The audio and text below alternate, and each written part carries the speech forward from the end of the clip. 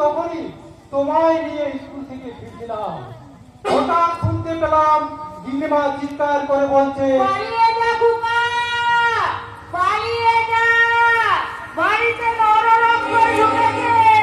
সাধু চরণ, তুমি আমার খোকাকে নিয়ে পালিয়ে যাও, পালিয়ে যা খোকা, পালিয়ে যা, পালিয়ে যা।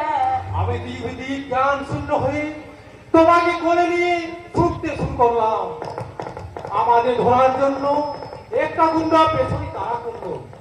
তোমাকে বাঁচাতে প্রাণপণ ছুরি করেছি, ঠিক তোমার পেছন থেকে একটা গাড়ি এসে সজোরে ধাক্কা মারলো।